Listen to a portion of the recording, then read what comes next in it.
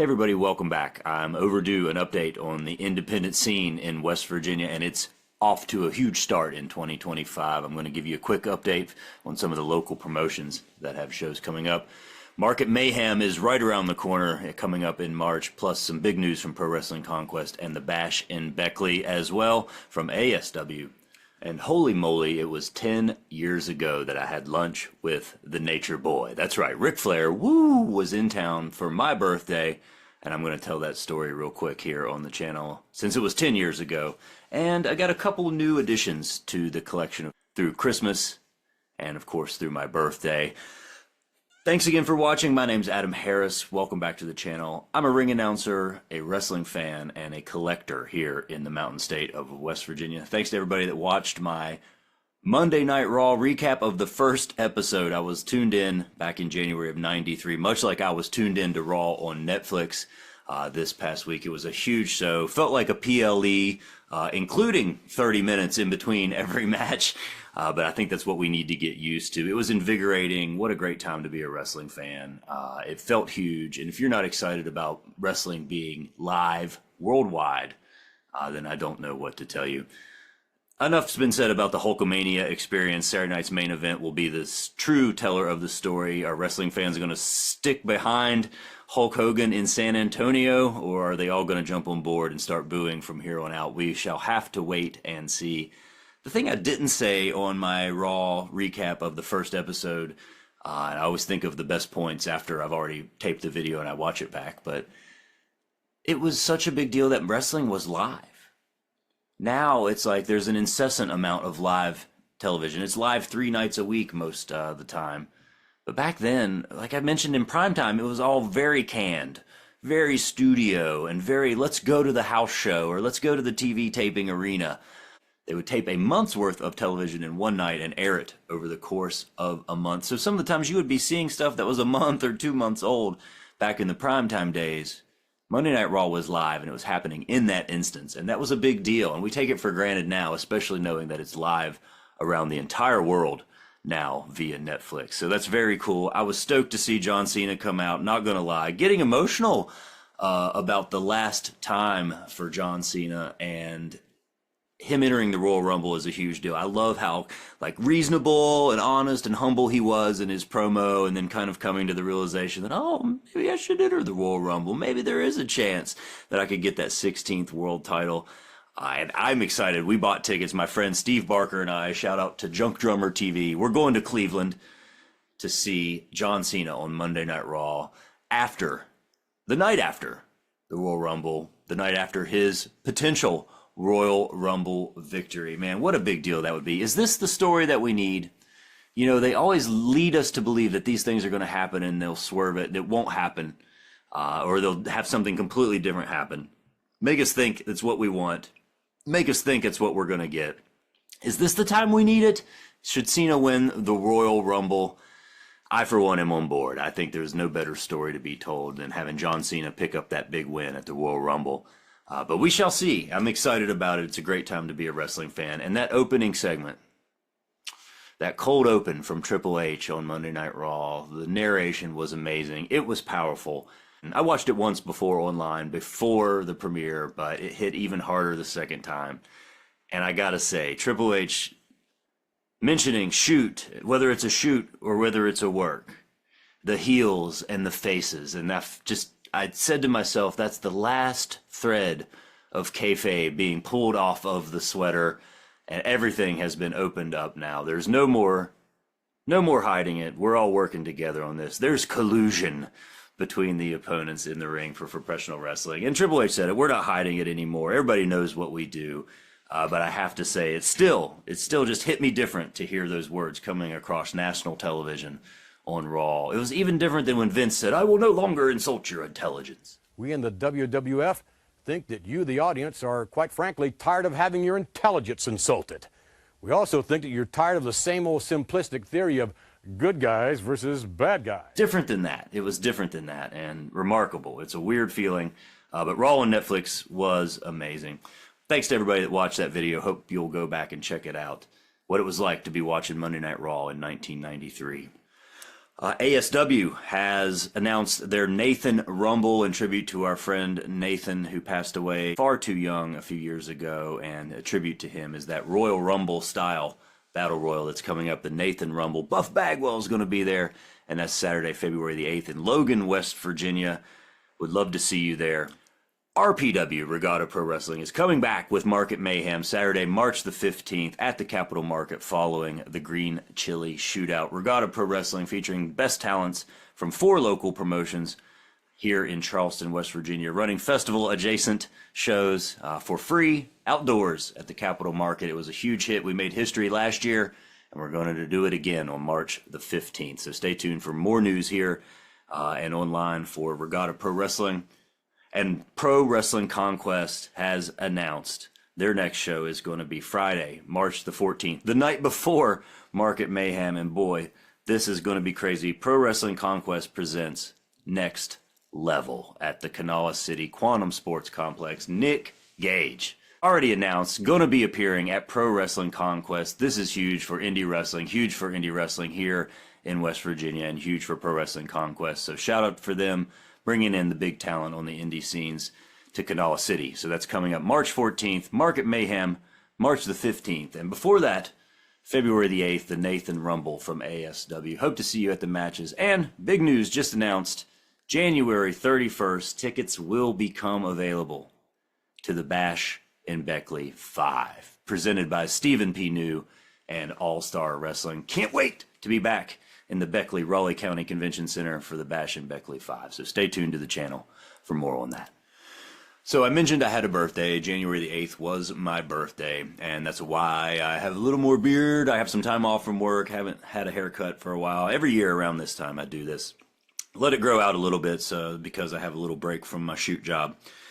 And so that's why I'm looking like this. And it was my birthday 10 years ago when my friends, some of the best friends in the world, organized for us to have lunch with the Nature Boy Ric Flair. Not only did they arrange this under my nose, but I had no idea that it was happening. I was completely clueless, and it was a huge surprise for me to walk into the room and see the Nature Boy standing there. It was 10 years ago. I was turning 33 at that time, if you want to do that math.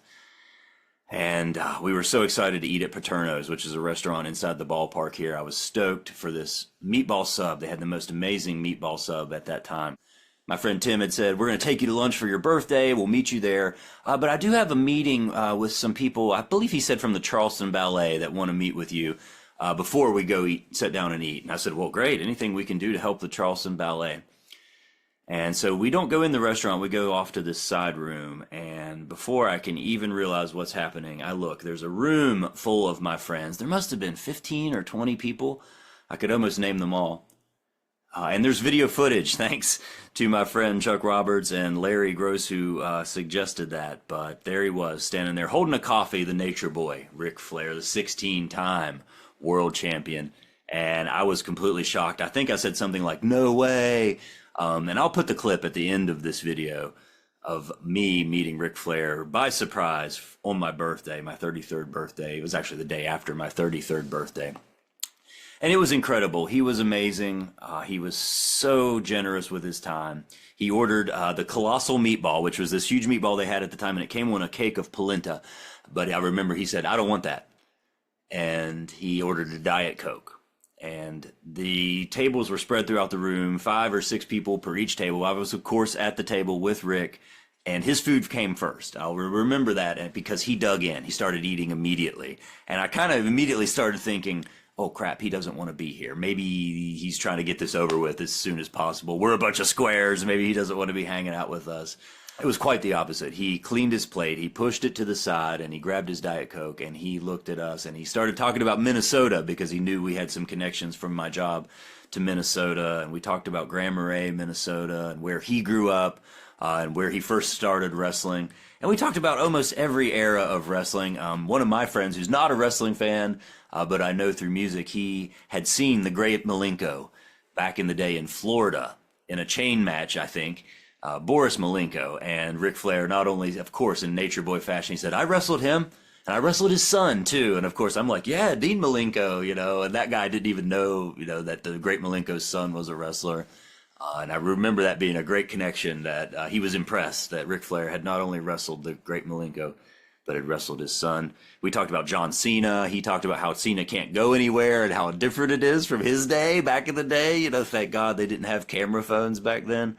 And Cena can't leave his hotel room. I remember him talking about that. I really think about that a lot, how Flair was sympathetic to Cena for that, because Flair did nothing but go out, as we know. He did nothing but live up the Nature Boy gimmick. And it was thrilling to be there and sit with him. And he kept saying, I'm more fun at night, he kept saying. And I bet if one of us had ordered a beer, he might have followed suit. But he was so well behaved at this time. And it's funny to think about where he was then versus now. And sadly, there was the whole Paisanos thing and his last match. But this was at a time it felt like he was kind of comfortably retired. Charlotte was just getting started. This was 2015. And that was the first thing I said to him. I was just telling my friends about your daughter today. I was so shocked. I was so nervous. And I can't believe that's what I thought to say. But I had literally just been telling my friends about how cool it was that Charlotte was on NXT now and that Nate was coming out with her. It was so cool. And that appealed to him immediately, because the first thing you can do with anybody that you meet for the first time is try to get a little bit of info or appeal to them and their family side of things. And it worked immediately. And he said, she's the greatest diva they've ever had. They were still calling them divas back then. And Flair, and I think that's what made me a Charlotte Flair fan full force, is that I had met Rick. I had literally just been sharing this story about how cool it was that she was competing and how great she was, not knowing that she would go on to maybe meet or beat his record of world title reigns. Could not have told me that necessarily in 2015. No one was sure. We all thought maybe she was going to do that, but nobody was sure. And this is Flair also with no weed strain, no energy drink, no mushroom energy drink, and no woo wings. Wings! No endorsement deals. He, like I said, was pretty comfortable in his retirement at that time. And having lunch with Ric Flair, an unforgettable experience. And I have to say thank you to my friends Jeff and my friend Chris, who kind of got the ball rolling. Nature Boy was in town to do a Rough and Rowdy appearance, at one of those amateur boxing contests. They had brought him in to bring increased ticket sales. And I asked him, I said, oh, well, you're not going to step in the ring. I was just so nervous. Like, of course he's not going to step in the ring. But I said, oh, you're not going to step in the ring, are you? No, just signing. But they knew he was coming to town, and I had said something at a Boxing Day party about, oh, man, we should invite Nate to my birthday party. And sure enough, my friend reached out to his agent, said, hey, I know Flair's going to be in town. Would he want to come to Adam's birthday party? Back and forth. And I still don't know how much money they were able to collect. But my friend Jeff got on the horn, started calling people. They collected the dough that it was going to take. And they presented the idea of having lunch with Nature Boy. And the agent, my friend Jeff told me, was saying, Adam's going to love it. Adam's going to love it. This will be great for Adam. And so made the sale. I'm sure it was an easy sell. And my friend Jeff, if I ever need a kidney or a lung transplant, or if I'm ever looking down on hard times, my friend Jeff is going to get on the phone. He's that kind of guy. He'd raise that money for me in no time. And it was one of the best experiences of my life. Couldn't go back to work after that. Went to the bar. My wife knew about it. She did not clue me in. She had to make sure I went, actually. But she called me after. Was like, so how was lunch? And I had to have a beer after that. I was just so stoked on having met Ric Flair. We should have invited Nate, but we took him back to the hotel. My friend Chris, who's the one who reached out to the agent, we hopped in the SUV and took Nate back to the hotel. It was really chill, really cool to hang with him and have that little bit of time with just me, him, and my friend Chris. That was super cool. So thank you to all those people who made that happen. I'm a lucky man. I have so many great friends, and they treat me amazing. And my friends turned that birthday into an exciting event, an unforgettable event, something that I'll treasure my whole life. And so thank you to Jeff and to Chris who made that happen. Speaking of Jeff, he was one of the people who gave me a birthday gift that I have to show you right now. It's an amazing piece that I've barely even had the time to dive into. So thank you for liking and subscribing here on the channel. I'm about to show you a few additions to my collection before I take off. Of course, it was Christmas. My friend Bishop Baylor gifted me an amazing piece. It's another poster from the 60s and the Charleston Civic Center, now known as the Coliseum, from the late 1968. Take a look at this bad boy. Mr. Wrestling! on the card in Charleston. This is such a cool piece. I can't believe he gifted it to me. I have a similar one that's from a few months later in 1969. And these are such cool gems of what I think is the local wrestling community, the Charleston wrestling history. And he was like, you need to have this. I think you should have this. It's the right thing to do. And I appreciate that so much. And for my birthday, that was a Christmas gift. And for my birthday, my buddy Jeff came through once again. We didn't have lunch with any superstars. He didn't get Hulk Hogan to come in to the Courier Diner, but he did bring me this. It's the Pictorial History of Wrestling by Graham Kent. I guess that's how you say his name, Graham Kent. This book came out in 1968. Another gift of an item from the year 1968, and this is an insane piece. I've barely gotten to dig into it. This is fantastic. There's all these drawings, and you've seen some of this stuff in the press, but then it's also filled with previously unpresented photos. The great champions of the 20s and the 30s, Strangler Lewis, Jim Londos, and a young Lou Thez. Outstanding against a background of crowd-pulling antics and ballyhoo.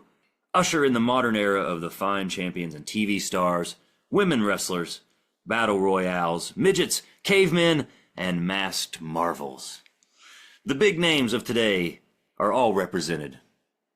Gene Kaninsky, Big Bill Miller, Whipper Billy Watson, and Bruno Sammartino in the USA. In Britain, George Kidd, Jack Dempsey, Mick McManus, Jackie, Mr. TV Palo, that's one I'm going to have to look up, and many others. More than 500 splendid illustrations in this book. I can't wait to dig in a little further. This is great stuff. 1968. Holy cow. And one of the chapters is titled The Golden Era, okay? And they're not talking about Hulk Hogan and Andre the Giant. They're talking about music hall wrestlers in Britain. George Hackenschmidt, C.B. Cochran, Stanislav Zabisco, Tom Jenkins, Frank Gotch, and the American Boom. So that's the golden era when it comes to the pictorial history of wrestling. 1968 just landed here in the collection. Appreciate you guys watching along. Thanks for coming back to the channel. I hope to see you next time and hope to see you at the matches. Here's some Flair footage.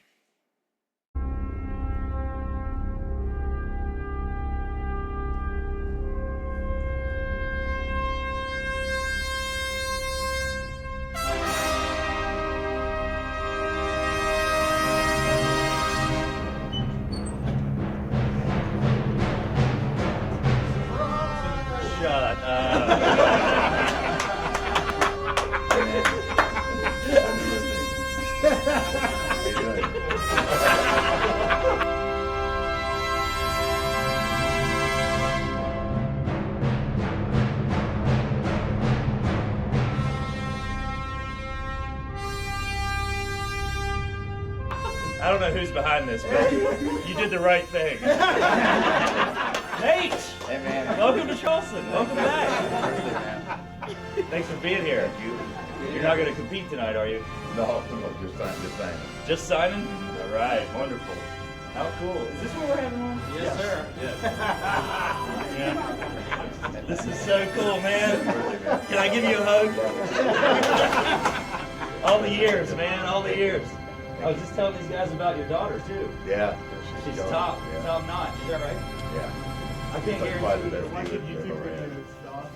Yeah, we were just watching her this That's morning. what they said. You were talking. He didn't know anything about it, so he goes in the office and starts talking about wrestling. Yeah. Immediately. That's every morning, yeah. Well, just like Yeah, most she's the mornings, best actually. diva I've ever had. She's the best, man. She's the best. She told the crowd to shut up the other night. I Yeah. loved it. She said, "Nobody chants while I'm talking." And they're like, "You're right. Nobody chants while you're talking." This is amazing. Thank you guys for being here. This is the best. Sit down. Any Let's get something questions? to eat. Unbelievable. This is unbelievable. I'm gonna go back to the office and die now. Matt, hey man. Sit down, man. Were you in on this? I got involved in all this. Okay, all right, man. By Jeff. Jeff called me. Happy birthday. Thank you, my brother. Oh, good to see you. Here, wait a minute, man. You should So sit cool, man. Are you staying? You're the Yeah, wrestling. I'm saying. Great. You're the wrestling Cool. fan. Come over here, I man. love it. I love it. Wow. Sit over here. I can get it. Hey, now sit here. Sit here. Yeah, you should sit with You Nate. should sit over here because you guys are the super wrestling fans. I've already This is talked to awesome. Rick a bit.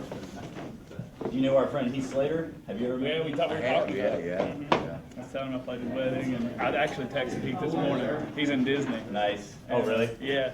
He was like, I hope you enjoy it, man. He's like, Rick's the man. Unbelievable. He's a nice kid. Unbelievable. Oh, he sells it as good as anybody right now. Yeah, that's great. Was he at NXT? Wife and two little babies. Nice move. Have you been watching Charlotte, man? Yeah. We were Oh, she's seriously killing it. just talking about it this morning. That's Yeah. unbelievable. Yeah. That's so funny. Yeah, she's killing it. I love it. Love it. Unbelievable. Josh has got the camera.